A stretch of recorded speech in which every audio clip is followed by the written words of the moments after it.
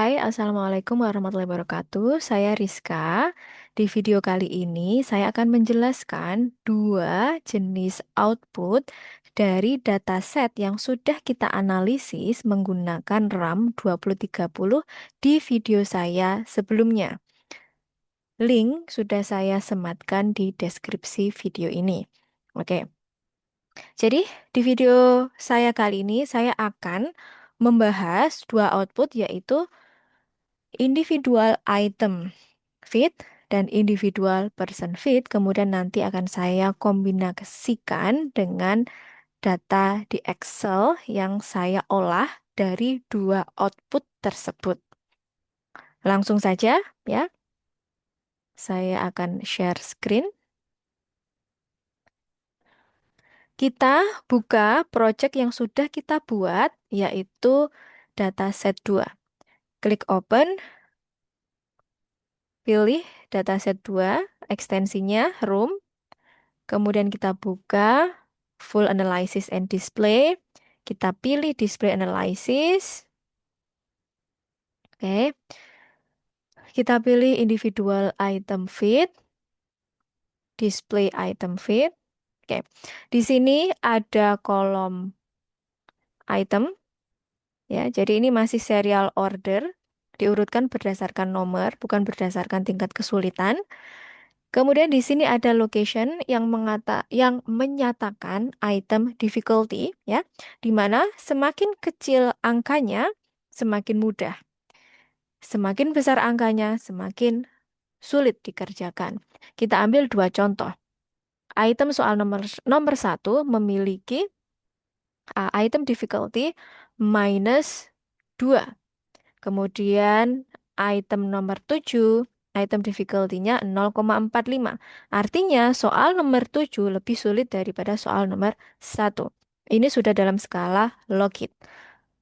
Oke, langsung saja kita copy data ini, kemudian kita pindah ke Excel yang sudah kita siapkan.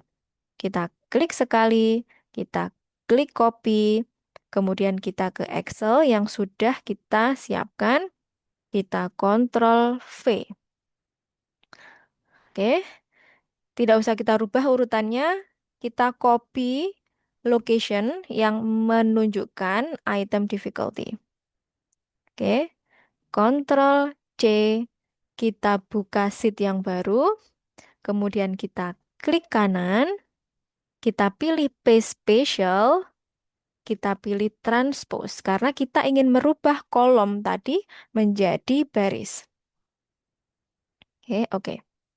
Nah, di sini urutannya tetap ya. Ini adalah item difficulty untuk soal nomor 1, 2, 3, dan seterusnya sampai nomor 25. Sampai ujung. Kemudian, kita akan membuat range person ability di kolom ini. Walaupun nanti di output RAM kita akan mendapatkan person ability dari data yang sudah kita input. Tapi kita akan membuat range terlebih dahulu untuk sebagai bahan pembanding. Jadi nanti kita akan mencocokkan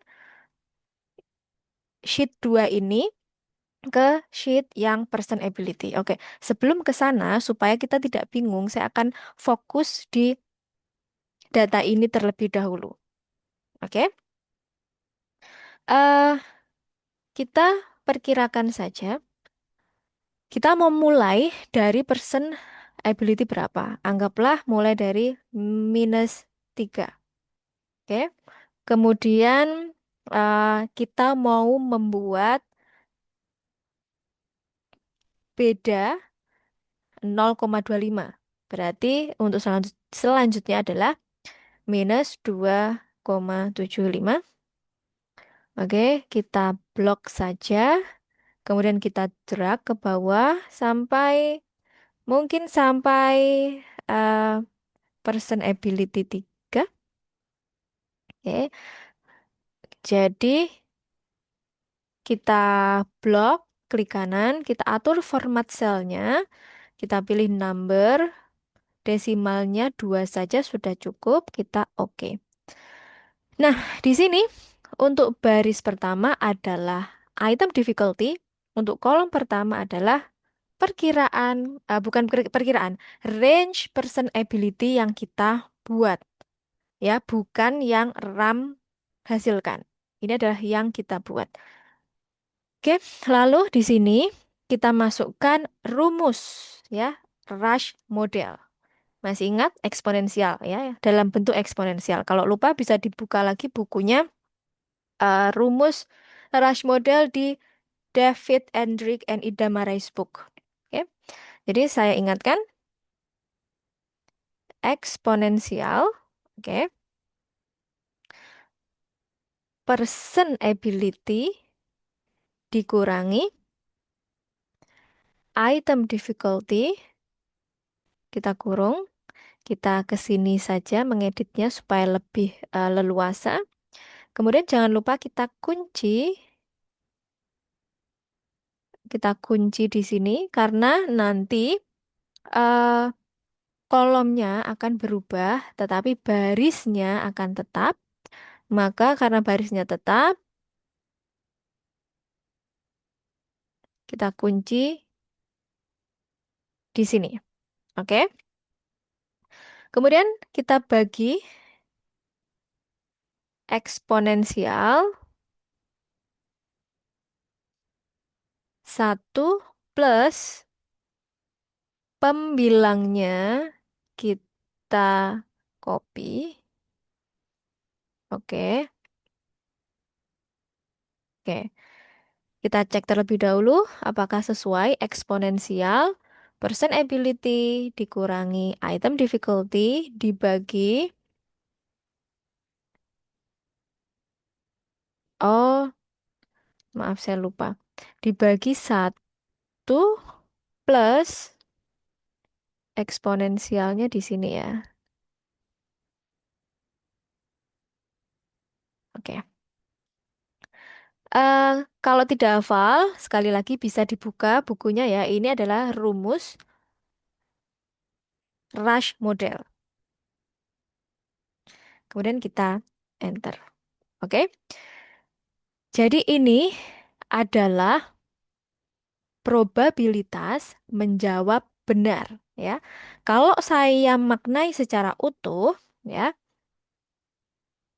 person ability atau siswa dengan person ability -3 yang mengerjakan soal nomor 1 yang tingkat kesulitannya adalah -2,026, maka probabilitas dia menjawab soal ini benar adalah 27%.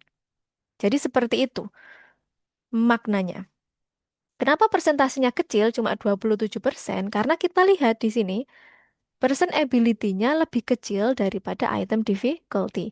Tapi dalam rush measurement theory, kemungkinan benar masih ada, walaupun kecil. Oke,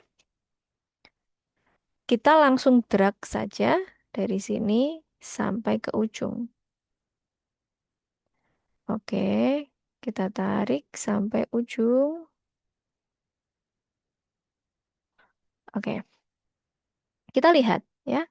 Kita lihat masih di siswa atau apapun lah ya, dengan person ability -3, kemudian mengerjakan soal tingkat kesulitannya lebih tinggi, yaitu 0,8 daripada yang pertama tadi ya, min min 2. Sekarang lebih susah lagi dia mengerjakan. Berapa ini persentasenya? Lebih kecil, yaitu sekitar 2% saja. Probabilitas untuk menjawab soal ini benar. Oke, paham ya cara membacanya. Kemudian tinggal kita blok, kita drag sampai ke bawah. Oke. Nah, inilah hasilnya ya. Jadi kita coba ambil satu contoh lagi. Siswa dengan person ability 3 kemudian mengerjakan soal yang ini tadi nomor 1, item difficulty-nya -2, artinya kemampuannya lebih tinggi ya daripada tingkat kesulitan soal. Berapa probabilitas dia menjawab benar? 99%. Begitu ya. Oke. Sekarang kita hitung skor tiap person ability. Oke, di sini saya beri kode P ya, artinya probabilitas skornya. Sama dengan,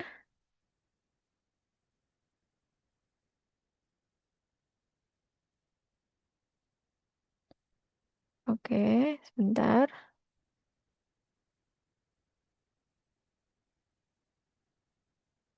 Em, ini sampai, tidak sampai A2 ya, sampai B2. Oke, kita edit ini sampai B2. Oke. Kenapa A2 tidak? Karena A2 ini kan uh, person ability. Jadi penjumlahan itu adalah hasil dari penjumlahan ini ya, yang saya blok. Nah, hasilnya ini. Jadi, person ability -3 apabila mengerjakan 25 soal dengan variasi kesulitan yang ada di sini, ya, dia mendapatkan skor 1,5. Oke, kita drag ke bawah untuk melihat probabilitas skor untuk tiap person ability. Oke, tadi ada 25 soal, ya. Jadi, eh, kalau person ability-nya 3, maksimal dia memperoleh skor sekitar 23,59. Apakah kita bisa memprediksi berapa person ability agar mendapatkan skor maksimal yaitu 25? Bisa kita prediksikan. Anggap saja kita naikkan ya sampai 3,5. Coba ya. Kemudian kita drag ke bawah. Apakah berapa persen ability untuk bisa mendapatkan skor 25? Oke, untuk persen ability 3,5 dia dapatnya 24 dan seterusnya ya. Mungkin coba kita naikkan ya agar dapat 25 kira-kira berapa yang dibutuhkan persen ability-nya. Kita ubah 3,6 misalnya. Oke, masih 24,2. Kita coba 3,75. Masih 24,3. Oke, agak kita besarkan ya. 4 coba ya, 4,00. Masih mendekati ya. Jadi iteratif ya, silahkan dicoba-coba untuk memprediksi. Oke, sekarang kita kembali ke RAM. Oke, kita kembali ke RAM. Kita tutup untuk individual item feed. Kita ke individual person feed. Oke. Nah, di sini kita juga akan mengcopy ya. Sebelumnya ini adalah ini urutannya masih student ID nomor 1 sampai 50 ya. Karena kita menggunakan 50 responden ya. Makanya di sini datanya ada 50. Di sini tidak diurutkan berdasarkan person ability, tapi tetap diurutkan hanya berdasarkan ID-nya 1, 2, 3, 4. Gitu ya. Di sini ada skor yang diperoleh. Jadi siswa nomor 1 dapat skor 4 ya. Person ability-nya ini -1,8. Kemudian siswa nomor 2 dapat skor 21. Person ability-nya +1. Makanya person ability-nya lebih besar. Jadi sama ketentuannya dengan item difficulty ya. Kalau semakin kecil person ability, maka kemampuannya eh, jauh lebih rendah. Ya, semakin besar person ability, maka kemampuannya semakin tinggi. dalam memahami suatu konstruk.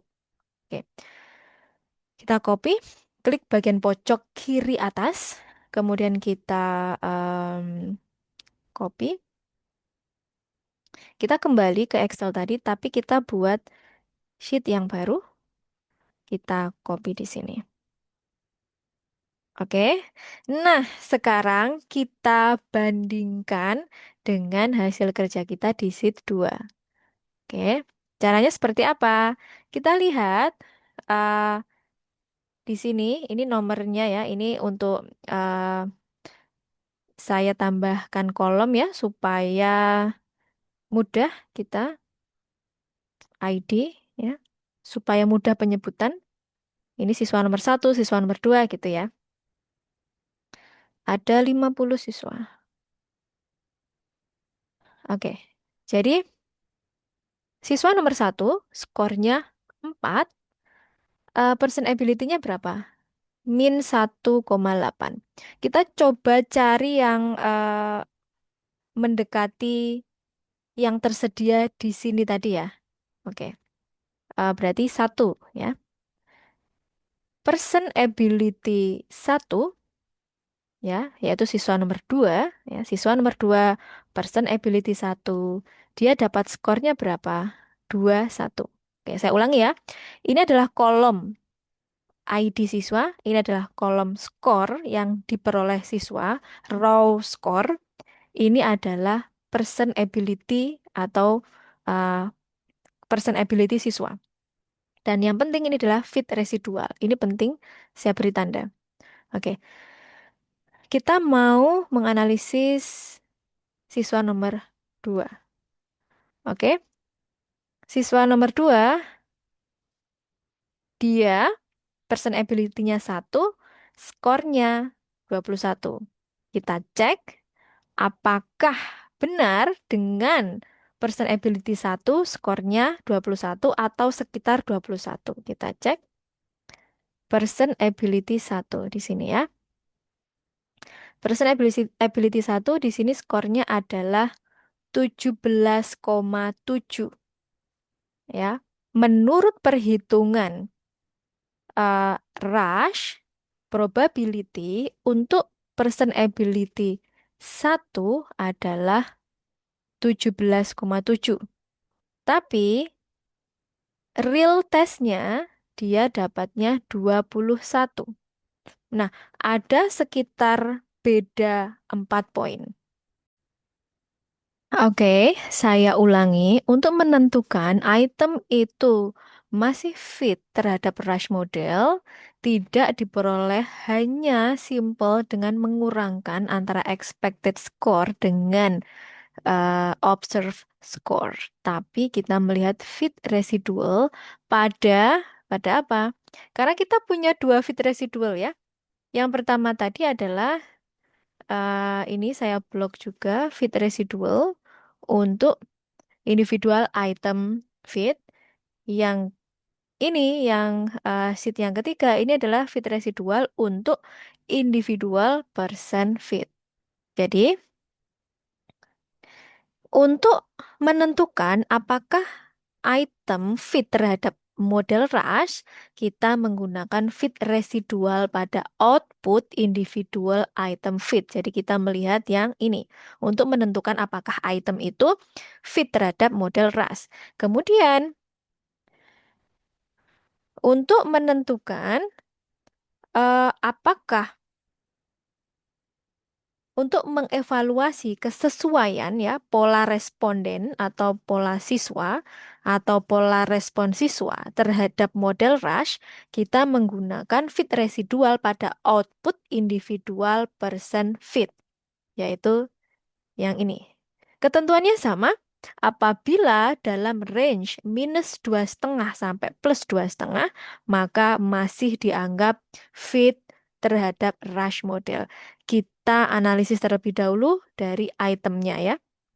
Kita lihat di sini, adakah item yang di luar range itu? Ini ya, ada item nomor 6 ya, kita beri tanda merah sedikit di atas 2,5 ya. Kemudian ini juga item nomor 7. Ada lagi enggak? Tidak ya. Jadi untuk item nomor 6 dan 7, kesimpulannya adalah kita investigasi lebih jauh, baik itu secara empirical ataupun theoretical ya.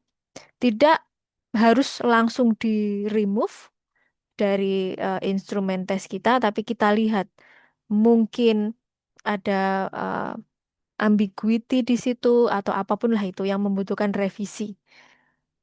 Oke, jadi ada dua soal yang eh, fit residualnya di atas 2,5. Ya, jadi dari 25 soal yang butuh further investigation adalah nomor 6 dan 7. Sekarang bagaimana eh, kesesuaian pola respons responden terhadap model Rush, yaitu kita lihat di fit residual pada output individual person fit. Yang ini ya. Yang ini tadi kan individual item fit, yang ini individual person fit. Kita lihat di sini apakah ada yang di luar range min 2,5 sampai plus 2,5. Tidak ada. Ya, tidak ada. Dari 5 responden, dari 50 responden atau 50 siswa, semuanya mengikuti pola Rush model.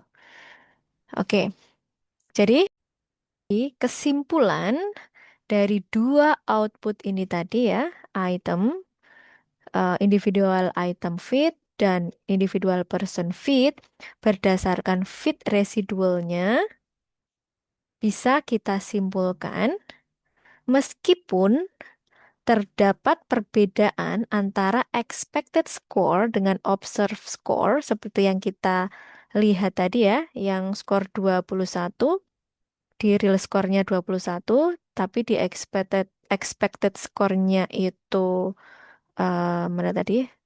17,7. Bisa kita simpulkan ya, meskipun terdapat perbedaan antara expected score dan observed score, keputusan fit atau tidak fit tidak didasarkan pada selisih skor tersebut secara langsung.